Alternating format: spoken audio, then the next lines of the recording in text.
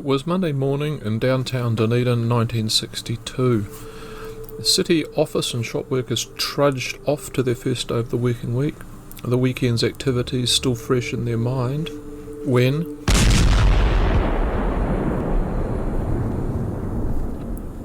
an almighty explosion could be heard. Glass scattered the intersection of Stewart Street and Moray Place.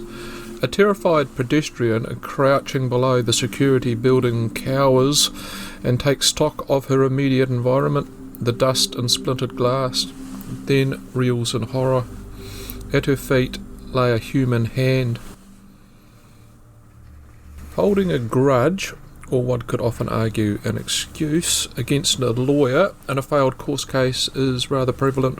Regardless of whether it is a civil or criminal case, it comes with the job. Lawyers often take the brunt of an aggravated client, sometimes with good reason, more often not. Sometimes it's a vengeful act against a lawyer, not because of his profession or lack of perceived acumen. They are simply unknown, clouded and obscured. This is one of the latter. That week had begun no differently for the 63-year-old Dunedin barrister James Ward. The law firm partner arrived at work on Monday morning to find his partner, Owen Toomey, sorting the mail freshly collected by Betty Taylor, the office junior, early that morning. In Ward's pile was a letter from his son, who was living overseas, and a parcel addressed to him marked in handwriting personal.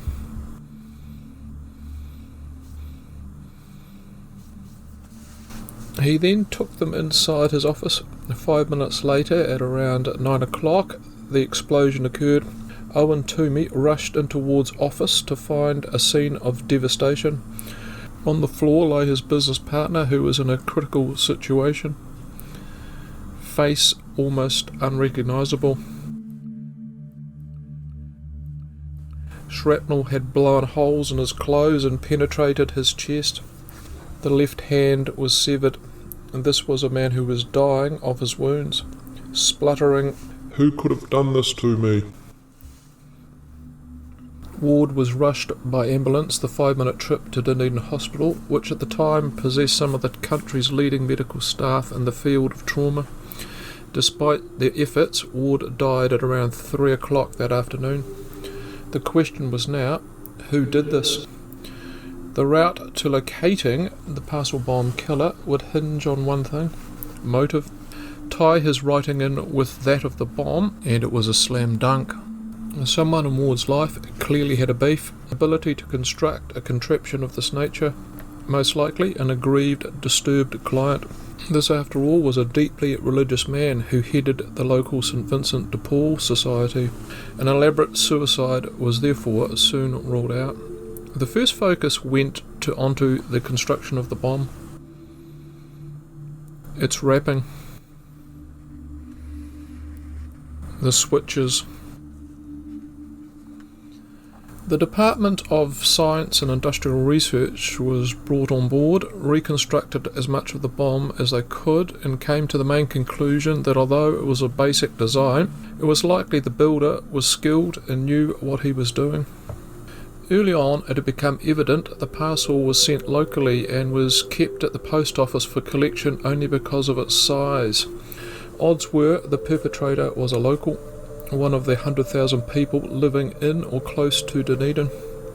Searches were also made for the origins of the individual components: 3 sticks of gelignite, the German-made switches, the wooden box it was enclosed in, which turned out to be one used to pack fruit.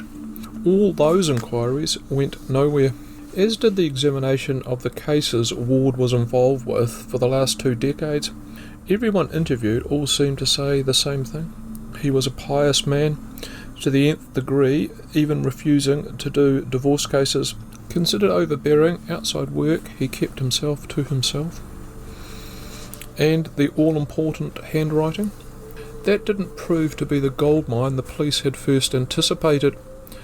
Besides the writing on the outside wrapper, there was also some on the inside cover that differed in the script.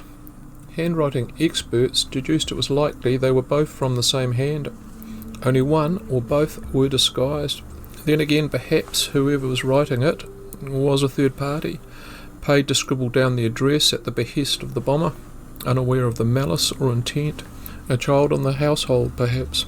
Still, the police had one ace up their sleeve. A regional depository of handwriting of all adults did exist in a roundabout fashion.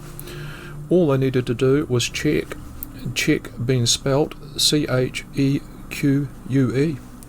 Off they trotted to the major Otago banks, and an exhaustive examination of their customers' handwriting began to see if they could find a match to either of the two examples. This mammoth search also went nowhere. As time went on, the hopes of uncovering the killer faded.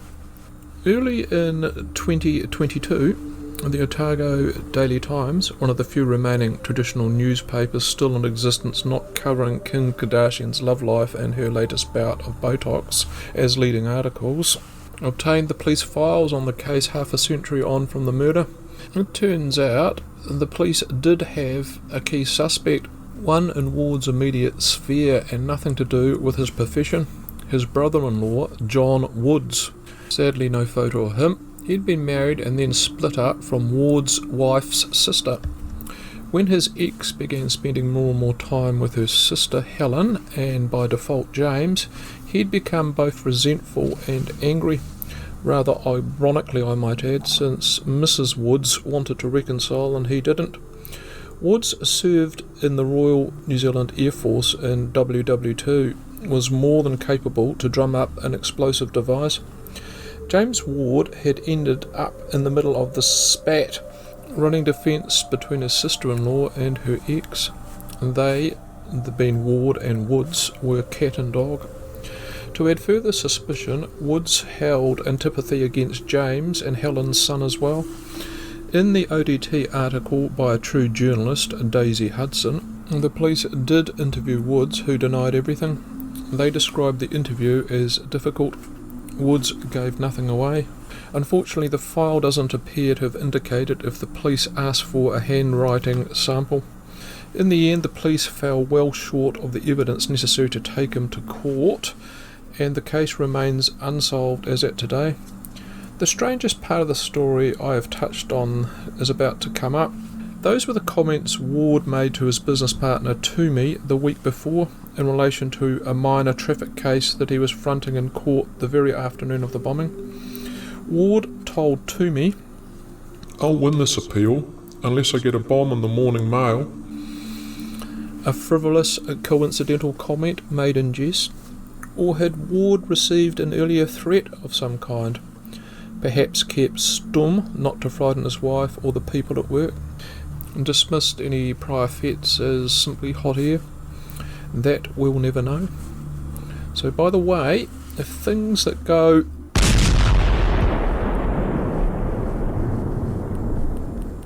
are your thing, the day they outlawed skyrockets in New Zealand for Guy Fawkes, you cried. I've got some tasty treats to tempt you with. More episodes of Kiwis blowing things up in both these videos themselves. The farmer at the top of the South Island that got into a disagreement with his neighbour over a cow and thought he'd make a definitive statement to the district on the way he felt. And then there's the young anarchist cum punk hippie Neil Roberts, who similarly tried to make a point in the reception area of the police's nationwide computer centre in 1982.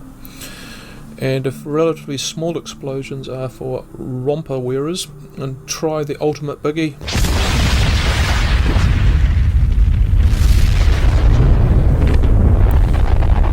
British plans to test a nuclear bomb on New Zealand soil. Cross fingers, hope to die. That's true.